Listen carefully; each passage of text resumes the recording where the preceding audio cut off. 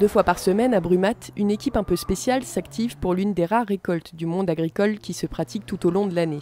Bienvenue dans la torellerie d'Elitest, une coopérative d'insémination bovine présente en Alsace, Moselle, dans la Meuse, les Vosges et en Haute-Marne. Le groupe compte au total 140 personnes, dont une trentaine sont employées en Alsace.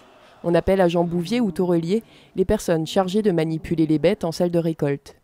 Donc le taureau est dans la salle de récolte, monte sur un bout en train, qui est souvent un taureau castré, un bœuf, et il y a 2-3 fausses montes sur ce bout en train, c'est-à-dire le taureau doit se préparer, se chauffer, et lorsque le taureau est prêt, l'autre préleveur vient avec son vagin artificiel et prélève, récolte la semence du taureau.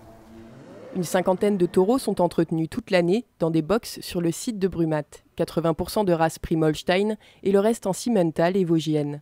Ces mâles n'ont plus été en contact de femelles depuis leur naissance et il serait trop compliqué de gérer les portées potentielles qu'engendreraient des rapports fictifs entre mâles et femelles. C'est donc par facilité que le centre choisit d'exciter les taureaux avec d'autres mâles castrés, mais aussi pour des questions sanitaires. Tout au début, revenons un peu à l'histoire, l'insémination artificielle a permis d'éradiquer un certain nombre de maladies qui se transmettaient lors des saillies naturelles. Lorsqu'un taureau saillissait, plusieurs vaches dans son village avaient des contacts avec plusieurs animaux, donc ils transmettaient différentes maladies, dont la tuberculose, brucellose et ainsi de suite. Et ça, on l'a éradiqué grâce à une insémination artificielle. Et c'est aussi pour ça qu'on utilise des bœufs bout en train pour qu'il n'y ait plus ce contact, que le taureau n'ait plus de contact avec des femelles. Les bœufs bout en train de Brumath sont majoritairement de race vosgienne, car ils sont naturellement plus dociles, mais aussi plus robustes, ce qui a son importance lorsque l'on sait que certains taureaux peuvent peser plus d'1 tonne. Avant d'être castrés, ils étaient eux-mêmes des taureaux prélevés.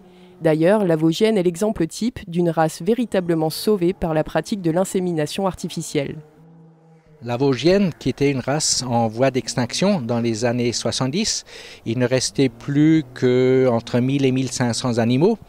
Et l'insémination artificielle a permis de développer cette race. Et actuellement, on est à un effectif de 14-15 000 animaux.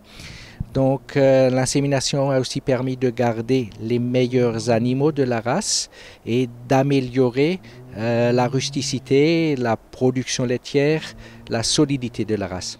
La technique de l'insémination artificielle a connu plusieurs étapes cruciales. La dernière date des années 2000. Il s'agit de la génomique. Concrètement, dans les années 70-80, il fallait attendre de voir la descendance d'un taureau pour juger de son caractère améliorateur. Ainsi, sur 10 taureaux d'honneur, seuls 2 étaient considérés comme améliorateurs, les 8 autres étaient abattus et leurs semences détruites. Aujourd'hui, grâce à la génomique, une simple prise de sang permet de savoir si le taureau transmettra ses bons caractères ou non en étudiant son ADN.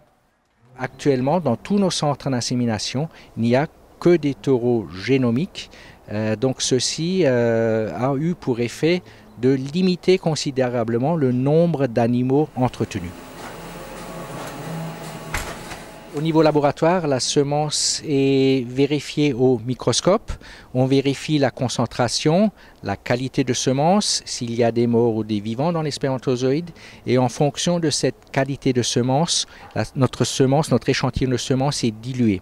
On dilue à l'aide de lait et de jaune d'œuf qui permettent de garder, de conserver notre spermatozoïde en vie.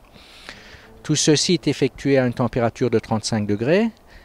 Ensuite, la température de notre semence diluée doit passer de 35 à 4 degrés en 1 heure. Et lorsque notre semence est à 4 degrés, on peut la mettre en paillettes. La mise en paillettes est effectuée avec une machine qu'on a vue, qui remplit 3 paillettes à la fois. Toutes ces paillettes sont identifiées. Nom du taureau, le centre d'entretien où il se trouve, le jour de récolte, donc il y a une traçabilité très précise. On arrive à chaque moment à retrouver l'origine, la traçabilité de notre paillette. Quand notre semence est en paillette, on peut procéder à la congélation dans l'azote liquide. Quand notre semence est congelée dans notre azote liquide, elle se conserve indéfiniment. Elitest insémine dans le Grand Quart Nord-Ouest près de 400 000 bêtes annuellement. En général, 2 inséminations sur 3 fonctionnent, donc on estime qu'entre 600 000 et 700 000 paillettes sont nécessaires sur un an.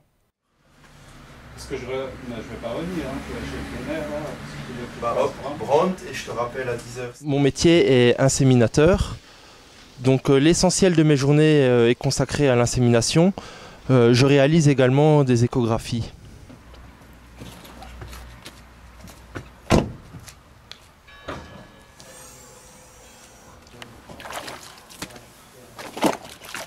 Lorsque l'éleveur a détecté une chaleur le matin, nous arrivons dans la journée sur l'exploitation et en fonction du planning d'accouplement qui a été fait, on prend le taureau, nous décongelons la paillette qui passe de moins 196 degrés à 37 degrés, donc la température physiologique du taureau. Et le travail consiste par palpée transrectale, à attraper le col et nous, avec la sonde, de déposer la semence de l'autre côté du col afin de permettre une bonne fécondation pour la vache.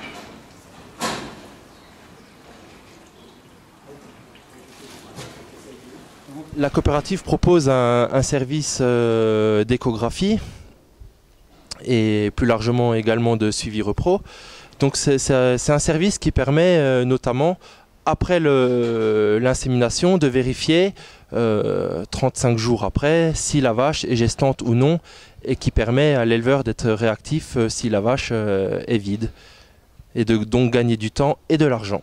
Certaines semences de taureaux ont connu plus de succès que d'autres. Néanmoins, au cas par cas, le bon taureau est celui qui compense et améliore les caractéristiques de la vache.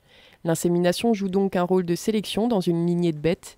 Aujourd'hui, toutes races confondues, on estime à 75% les animaux issus de l'insémination artificielle en bovin laitier et à 30% en bovin viande.